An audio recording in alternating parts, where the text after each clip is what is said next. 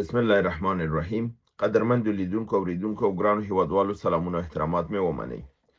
نن 21 د اپریل کال 2016 چې د سې شنبې ورځ سره سمون خوري ستاسو خدمت کې حاضر یم. نن د افغانستان پاکستان د کړکېچ متعلق همدارنګه نړیوال موضوعات، پاکستان کې د ایران امریکای ترمنځ د خبرو اترو دوهم پړاو، همدارنګه د ایران د خوانه د نه راتګ اشارې، د امریکای د خوانه د ګواښونه، همدارنګه د روس او د چین د خوانه ګواښونه، په منځ د اسرائیل او د ترکیې باندې ګواښونه، همدارنګه د امارات متحده خپل پیسې د امریکا نه غوښتل، د روس عربستان سعودي اړیکې د چین سره، داسې ډیر زیات مسایل او مختلف موضوعات دي چې نن ټول مهم دي. کوشش کوم چې په دغه 10 دقیقو یا څه د پاسه 10 دقیقو کې وشم کولای دا ټول راټول کوم او تاسو سره شریک کړم. د ټول نه مخکې لومړی خبر راځو خپل د افغانستان او د پاکستان متعلق دی. په پاکستان کې یعنی د ډیورند د کرښې اغاړه په بنو کې د ګاندی چوک سره په پوځیانو باندې بمی چودنه شوې ده چې په دې کې نظامیانو ته کافی زیات تلفات اوختي دي. 10 تنه عالی رتبه افسران وژل شوي دي، 80 تنه فوجیان زخمی او مړه دي، او په دې توګه دلته ډیره لویه ضایع پاکستان پوځ ته واقع شوې ده. همدارنګه افغانستان د ګوادر بندر باندې د ډرون برید کړی دی، یعنی د بي پیلوټه تیارو برید کړی دی او هلته خپل اهداف وهلي دي او ویلي چې کامیاب وو. همدارنګه افغانستان د کراچۍ په بندر کې هم برید کړی دی او د ډرون په ذریعه کړی دی او هلته څو پولیس افسران وژل شوي دي او څه هم ټپیان شوي دي. بالمقابل پاکستان دا کړی ده چې د دوی ډرون د نیمروز ولایت په تراغلی دي او هلته یو هدف ویشتلی دی چې د دوی دا ادعا کړې ده چې کوم موټر چې دوی هلته خپل د هدف قرار کړی دی وهلی دی دغه د ډاکټر نظر الله بلوچ موټر او ډاکټر نظر الله بلوچ پکې وژل شوی دی چې دا د بیلې یعنی بلوچستان د ازادي غوښتونکو د مشرانو نه یو مشر دی چې دا همیش دا کیږي دا د نن دی او د نن مبارزه کې د افغانستان کې نه دی، خو دی دا دروغ دا کړی ده او تر اوسه کوم ثبوت نه راغلی. اسلامي امارت هم دا نه دی رد کړی او نه تایید کړی دی. پس هغې نه چې د پاکستان دغه ډرون د افغانستان په فضا ګرځېدله، هم د ایران سرحدي قواو د خوانه د برید لاندې راغلی ده او هوایي ډزې پیښ شوي دي او هم د افغانستان د سرحدي لواو د هوایي برید لاندې راغلی دي. دغه نه ده معلوم چې دا ډرون وهل شوی دی، راپرځول شوی دی یا بیرته تښتېدلی دی. دا دلته یعنی دی بیا هم برید کړی او دی دا ادعا کړې ده چې مونږه دا ځای دغه کړی دی، خپل نښه مې ایښې ده، د هغې څه موټرونه یې ښودلي دي، څه داسې دغه یې ښودلي دي چې هلته موټر کې کسان وو، یو کس وی پکې زخمي ژوندی پاتې و چې هغه اسلامي امارت کسان پوځیان ویتلي دي، هغه نیولی دی وړی دی او دا نور وژل شوي دي. خو دا خبر لا تایید نه دی. په نړیوالو موضوعاتو کې څرنګه چې تاسو معلومه ده د ایران او د امریکای ترمنځ کړکېچ بغرند شوی دی. د کې څرنګه چې تاسو معلومه ده پاکستان کې د پرون ورځې یعنی دوشنبه په ورځ باید ناسا شوی وای، هغه ناسا ونه شوله ځکه ایران ویلي چې دی نه راځي. بیا ډونالد ټرمپ اعلان وکړ چې د سې شنبې ماښام یا د چهارشنبې په ورځ به دا ناشته اسلام آباد کې وشي. د دغه دمه پورې ایران خپل کم رضایت نه دی ښودلی، مګر هم پاکستانیان مطمئنه دي چې دی به راځي او دا مفاهمه به کیږي. د همده لپاره د دوی دغه دی روان دی، کوشش روان دی تر څو د دوی ترمنځ یو لاره جوړه شي. مشکل د هغه وخت کې لا زیات شو چې ایران انکار وکړ چې امریکا د ایران هغه تجارتي کشتۍ چې د چین نه کانټینرونه یا تجارتي مال را بار کړی وو د توشکا په نامه باندې کشتۍ وه، په دې باندې امریکایانو دغه برید وکړ، یعنی اول انجن ورته ووهه چې دا د مخکې تګ نه ودرېږي او پس د هغې نه د امریکایي قواوې ورغلې او په دې کشتۍ باندې یرغل وکړ، کشتۍ خپل په کنټرول کې ونیوله. نو د هغې نه پس اسماعیل بقایي د بهرنیو چارو وزارت ویان د ایران راغی او دا خبره یې وکړله چې کله موږ د برید لاندې اوسو زموږ کشتیګانې محفوظې نه وي نو په داسې حالت کې موږ به مذاکراتو ته ولې درځو او نه در سره کینو او نه در سره کوم خبره لرو او ویلي دي چې تر څو چې تنګه د هرمز بند دی او دارنګې زموږ په کشتیګانو باندې برید کیږي نو موږ مذاکراتو دپاره نشو راتللی دا په داسې شرایطو کې راتګ ممکنه نه ده. په عین حال کې ډونالد ټرمپ بلومبرګ دا راپور ورکوي چې ډونالد ټرمپ ویلي دي چې د مذاکراتو د کامیابۍ پورې به د هرمز تنګې بند دي. ایران وایي چې دا خلاص که پرانیزه بیا زه مذاکرات کوم. ایران او امریکا وایي چې دا به د مذاکراتو تر اخره بند دي که موږ سولې ته ورسېدلو تفاهم ته ورسېدلو زه به دا خلاص کړم او که نه ونه رسېدو دا به تیار بند دي بیا نه خلاصومه. او دی ویلي د امریکا ویلي چې فشار به نه کمیږي او تر د دوشنبې په ورځ یعنی نن پرون چې وو دی ویلي چې که چېرته ناسته ونه شي چې ونه شوله او تر د چهارشنبې تر مازدیګره هم دی موافقه نه شول چې سره مفاهمه وکړي او د اوربند میاد ختم شو نو ډونالد ټرمپ ویلي دي چې بیا به زه دا میاد د اوربند دوباره نه زیاتومه. خو په عین حال کې بیا بیرته د همدغې بابت نه پاکستان د خپل د ډیپلوماسۍ په لحاظ باندې مصروفه دی او خبرې روانې دي ځکه چې د پاکستان د خوا نه د دې وزیر داخله محسن نقوي د ایران سفیر سره په اسلام آباد کې او د امریکې د سفیر سره په اسلام آباد کې لیدلي دي.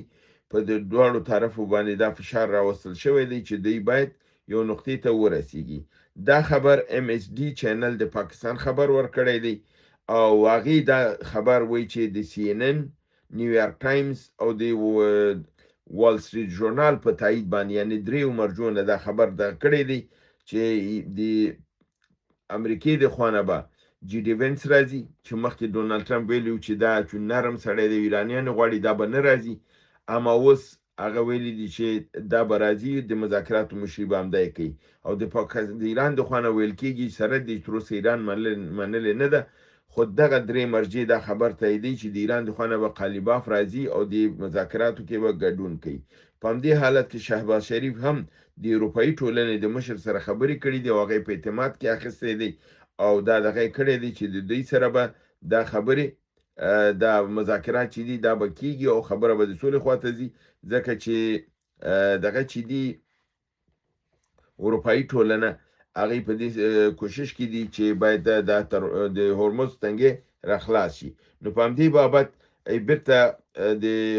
پاکستانیان دا خبر ورکوي چې تازه خبر دا راغلی دی چې ډونالد ټرمپ دا موقف منلی دی چې ایراني کشتۍ به هم بیرته خوشې کوي او تنګې هرمز کې به هم نرمي راولي تر څو ایران دې ته ومني چې مذاکراتو ته راشي. یعنی ډونالد ټرمپ بیرته خپل خبره اخیستې ده خو باید څنګه چې ما تاسو ویل دا یو لیونی دی یو دقیقه کې یو فکر لري بل دقیق بل تمرکز د فکري نه لري ځکه خو مشکلات ډیر زیات کړي دي ټولې نړۍ ته.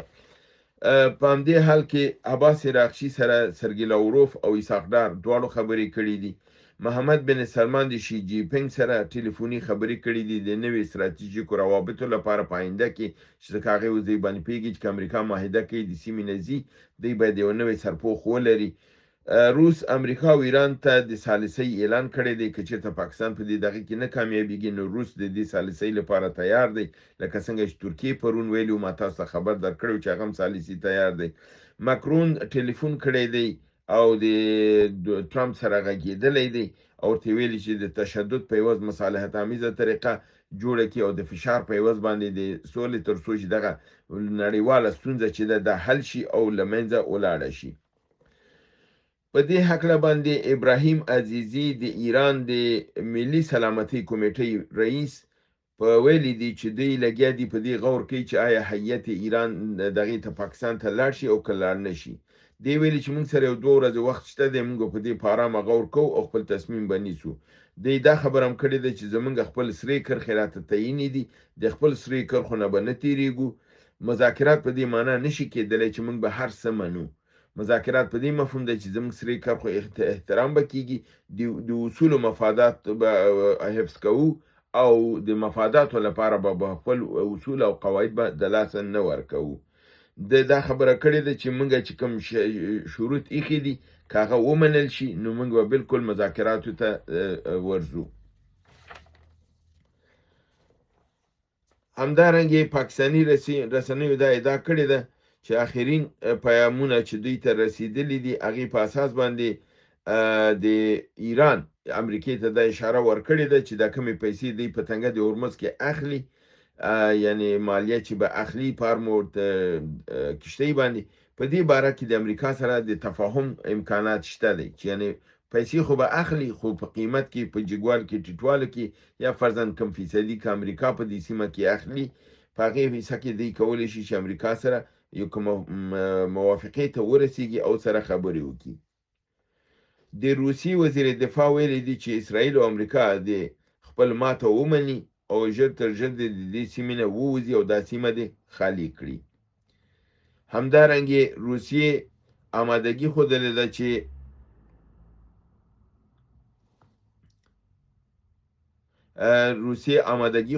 ده چې د جنگ په صورت کې که امریکا او اسرائیل پر ایران باندې برید وکړي دا ممکن چې د S-500 هغه میزایل چې تر اوسه ایران ته نه دي ورکړي د هغې د ورکولو باندې هم غور وکړي تر څو ایران خپل دفاعي سیستم قوي ولري. کوریای شمالي امریکا ته 40 ساعتو امریکا او اسرائیل ته 40 ساعتو الټیمیټوم ورکړی دی چې منطقه پرېږدئ، تنګی هرمز خوشې کړئ، که نه که تاسو په ایران باندې برید وکړئ زه په اسرائیل باندې به اتومي برید کوم. ترکیې یو ځل بیا اسرائیل ته ویلي دي چې بریدونه که پر ایران او لبنان ونه دروي نو دی به پر اسرائیل باندې برید وکړي. یسرال کارټس د اسرائیلو وزیر دفاع ویلي چې ترکیه یو کاغذي ببر دی، د خبرو نه علاوه یې دنه د لاسه څه نه راځي او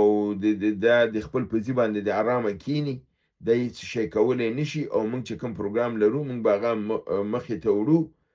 او زمونږ مخه څوک نیولی نشي. او د زه فکر کوم دې خبره کې واقعیت دی چې دا اسلامي ملکونه چې دا چغې پغې وهي غیر د ایران نه ټول ببرشیران کاغذي دي، که پاکستان دی که مصر دی که سعودي دی که ترکیه ده، دا څوک چې غلام دغه نه کوي، غومبره نه کوي، دا داړې نه وهي د پړانګانو، داړې هغه څوک وهي چې عملي میدان ته راځي، لکه ایران چې راغی عملي نرغوندې ودرېدلی دی، دغسې ووهل پوځونه یې ورته په ځمکه والي دي. ما ته په دې اسلامي نړۍ کې تاسو راته وښایئ چې کوم یو د بل داسې دی. ترکیه خو هسې بغارې وهي، هېڅ کوم د عمل د لاسه چې کېږي نه، بس سړي چرت خرابوي. همدارنګې امارات متحده عربي پس له هغې نه چې د پاکستان نه خپلې پیسې واخیستلې اوس یې امریکې نه هم خپلې پیسې غوښتې دي او هلته د دوی په میلیاردونو سرمایه گذاري ده، پانګونه ده او دوی قرضې هم ورکړي دي امریکې ته، نو اوس یې خپلې پیسې غوښتې دي او دی ویلي دي چې موږ پس د دې امریکې اډې په خپل خاوره کې نه غواړو، د دوی اډو ته ضرورت نشته دی، موږ د خپل د دفاع توان لرو او د خپل د ځان لپاره به داسې اسلحې واخلو چې موږ خپله نو پس د دې وشو کول استعمال کړو او موږ بل چاته محتاج ونه اوسو. عبدالله خالق عبدالله یو د امارات متحده د مشرانو نه دا ویلي دي چې موږ د امارات متحده عربي پایګاګانو ته اړیکه ضرورت نه لرو، امریکا یو بار د مسؤلیت زمونږ پر اوږو باندې و ځکه چې د خپل ستراتیژیکه دغه برنامه نه درلودله، یعنی دی ما دا وایي چې موږ دونه پیسې ورکړو، موږ ویل دا به زموږ نه دفاع وکړي، دوی خو د خپل د ځان دفاع دپاره پروګرام نه درلوده، نو زموږ لپاره یې څه پروګرام درلوده، زموږ ټولې پیسې ضایع شولې، نو ښه دا ده چې امریکا دلته نه اوسي، موږ په دغې پیسو ځان ته خپله دفاعي آلات اخلو، خپل دفاع پس له دې خپله کوو، امریکا ته ضرورت نشته دی. ایله چې دوی هوښیار شول، الحمدلله چې دوی هوښیار شول، خدای دې دوی هوښیار کړي، که نه د دوی نه نور قمقل خلک په مخ د ځمکه کې نشته. ایران د امریکایي د کښتیګانو رانږدې کېدو له کبله چې تنګي هرمز ته رانږدې شوي دي او ډېر زیات تعداد دی، ویل کېږي چې 12,000 ماینونه فرش کړي دي او ویل کېږي چې 1395 کیلومتره مربع ساحه یې په دې ماینونو باندې نیولې ده، خو د ماینګذارۍ نه بر علاوه یو محفوظه لار د نقشې په طور پرېښې ده چې هغه صرف ایران کولی شي چې کوم کښتۍ راتېرېږي یا وړي یا بېرته یې راوړي د دغې نقشې په اساس باندې به چې ایرانیانو سره ده هغه کسان به ځي او راځي نور هر یو به په دې سیمه باندې نشي راتللی او امریکایانو ادعا کړې ده چې موږ منشکن خپل خاصې کښتیګانې چې په دې دغه کې دنیا کې ساری نه لري او ډېر قوي دي دا موډرن سیستم دی موږ راوړی دی او دا ماینونه پاکوله موږ ته مشکله نه ده دا ماینونه به موږ ډېر زر بیرته پاک کړو دا خبره دوی کړې ده په عین حال کې چین امریکا ته خبرداری ورکړی دی چې دوی به د ایران نه په هغه صورت کې که چېرته په تهران او په ایران باندې حمله وشي دوی به د ایران تر څنګ ودرېږي او د ایران نه به مستقیما دفاع کوي د امریکا او د اسرائیل د برید په صورت کې او د دې برید ته بې ځوابه به نه پاتې کېږي او موږ د حملې حق لرو ځکه چې زموږ په سیمه باندې برید کیږي دا خبر چې دی فرانسوي رسانۍ په فرانسوي ژبه باندې نشر کړی دی د کوم بلې مرجع نه دا خبر لا تایید شوی نه دی هغې د شي جی پینګ د خولې نه دا خبر په فرانسوي ژبه باندې راپور کړی دی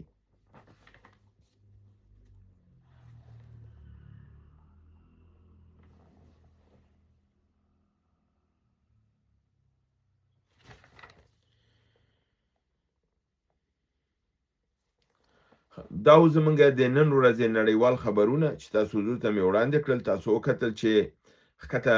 جګې ټیټې خبرې ډېرې زیات دي په یو ځای کې ډونالډ ټرمپ وایي چې زه بالکل لاره نه خلاصوم دا به بند دی تر اخره بل ځای کې بیرته مني ایرانیان همچنان دا اوله کې د دې خبره کوله چې دوی به نه راځي خو اوس د دې خبرو نه ښکاري چې که چېرته د دې شرایط ومنل شي او ډونالډ ټرمپ اطمینان ورکړی چې کوم شی پاکستانیان وایي چې اطمینان ورکړ شوی دی نو د هغې هیئت ممکنه ده راشي او په اسلام آباد کې د سیرینا او میریټ هوټل اتاقونه کمرې یا اتاقونه چې دي دا د 15 ورځو لپاره بوکینګ شوی دی نو د دې نه معلومیږي دا ځلې د هیئت ناسته او خبرې به اوږدي ویل کېږي چې 2 نهایت 3 ورځې به دا ناسته دا ځلې مد نظر نیول شوې ده په اوله ورځ باندې د دې کوم امکان نشته دی چې د نتیجې ته ورسیږي دې ته به کافي وخت ورکول کېږي اوله ورځ به هم کینی دویمه به هم کینی درېیمه به هم کینی د همده لپاره دې ته لپاره هغه هوټلونه ریزرو شوي دي او د احتیاط لپاره 15 ورځو لپاره ریزرو شوي دي ممکن خبرې په 2-3 ورځو کې خلاص شي او که 2-3 ورځو کې خلاص نشي نو هلته به دوی وخت لري 4-15 ورځې پورې دوی وایي چې دا ممکن دا خبرې دا ځلې اوږدې وسي خو پایله او نتیجه به ضرور لري ځکه چې بې پایلې ستونزه نړیوالو ته به زیاتېږي په دې اساس باندې دوی غواړي دا مسله په هر صورت باندې چې حل شي او د دې منجلاب نه ټول وځي هیله د برنامه وګورئ خو کې دوستان سره شریکې تر بل برنامه تاسو په لوی رب العزت سپارم و ما علینا الا البلاغ